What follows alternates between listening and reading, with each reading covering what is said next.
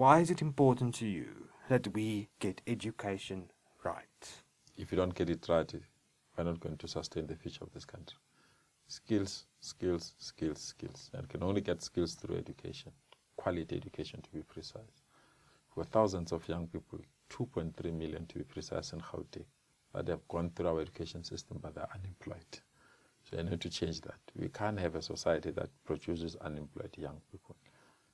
Just check how many young people are in prison. Just check how many young people are on the queue for social grants. You will never sustain that. You will never solve social problems through social grants.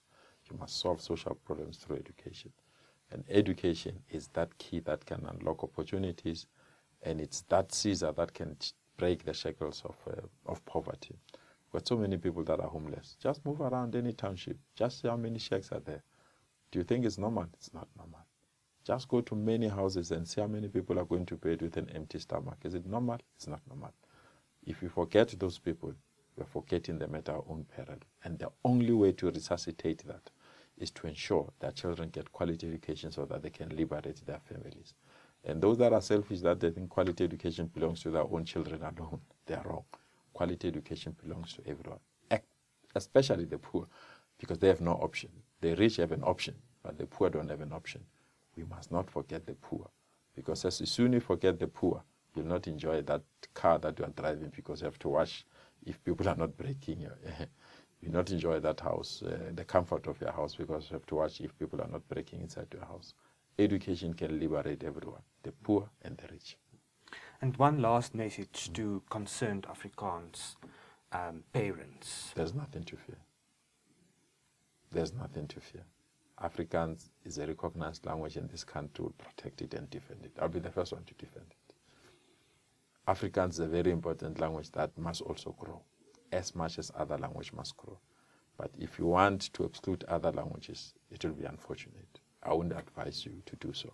So I said to the Afrikaans speaking community, don't worry. There's nothing to worry. The mere fact that we've agreed as this country to say there's Orania where you can be there, it means that we are open-minded. The mere fact we're saying, let's live together, play together, study together, there's nothing to worry. Let me tell you, the only thing that can make all of us to be happy is non-racialism. As I said, my child went to an African school, so I know the culture of Afrikaners. I know how good they are. We need to take the best out of that and make it available to all children. As much as I'm a not so to speaking person, my child must teach the child of Tani how to speak Sepedi. There's nothing wrong with that. So all languages are important. Let's embrace them and ensure these languages can be played.